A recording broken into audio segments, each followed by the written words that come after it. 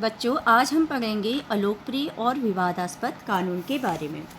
इससे पहले हमने पढ़ा था कि क्या कानून सब पर लागू होते हैं और नए कानून किस तरह बनते हैं, और इसको हमने विभिन्न उदाहरणों द्वारा समझा था।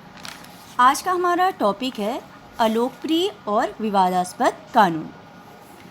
तो बच्चों, कई बार होता है कि संसद ऐसे कानून पारित करती है जो संवैधानिक रूप से सही होते हैं, लेकिन फिर भी लोगों को नहीं लगता कि वो कानून ठीक है। उनकी नज़रों में वो कानून सही नहीं होता है और इसलिए लोग उन कानूनों की आलोचना करते हैं और उसका विरोध भी करते हैं।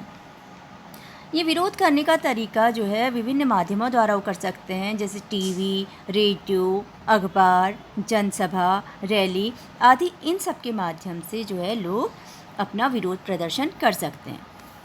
बच्चों, किसी भी लोकतांत्रिक देश में यदि संसद कोई दमनकारी कानून पारित करती है, दमनकारी मतलब जो कि लोगों के हित में नहीं है, ऐसा कानून पारित करती है, तो लोग उसमें अपनी असहमति व्यक्त कर सकते हैं।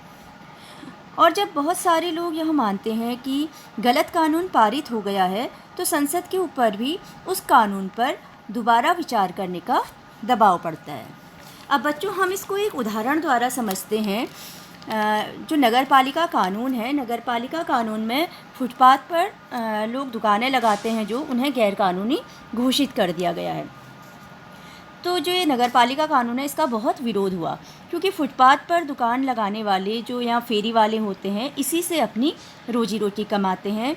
तथा अगर हम बड़े शहरों को देखें तो उसमें जो रहने वाले लाखों लोगों की जो ज़रूरी चीज़ें होती हैं, सेवाएं सस्ती कीमत पर ये लोग पहुँचाते हैं। लेकिन इसमें भी कोई संदेह नहीं है कि जो सार्वजनिक स्थान हैं उनको हमें साफ़ सुथरा रखना चाहिए, उन्हें खुला रखना चाहिए। तो इसके लिए ये कानून ज़रूरी है। तो कुछ ऐसा होना चाहिए कि ऐसा कानून बनाना चाहिए जिससे जो ये लाखों लोग हैं उनका जीवन भी चलता रहे। इसलिए हम इस कानून को एक अच्छा कानून नहीं कह सकते, क्योंकि इसमें एक समूह की उपेक्षा की गई है और इसीलिए लोगों ने इसका विरोध किया। बच्चों, अगर लोगों को लगता है कि कोई कानून सही नहीं है तो इसका विरोध तो वो कर ही सकते हैं, साथ ही वो लोग अदालत भी जा सकते हैं।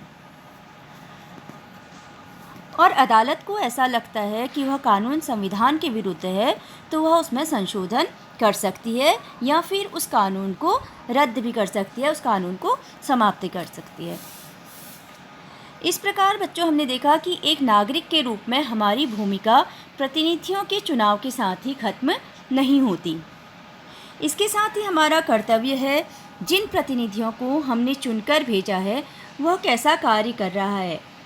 अगर हम ध्यान नहीं देते हैं तो वे प्रतिनिधि अपने फ़ायदे के अनुसार कार्य कर सकते हैं, और अगर हम जागरूक रहेंगे तो हमारे प्रतिनिधि किसी भी चीज़ का दुरुपयोग नहीं करेंगे। और हम जागरूक किसके द्वारा हो सकते हैं? टीवी के द्वारा, अखबार के द्वारा, रेडियो आदि इन माध्यमों के द्वारा हम जागरूक हो सकते हैं। तो बच्चों, यहाँ पर हमारा जो चैप्टर समाप्त होता है।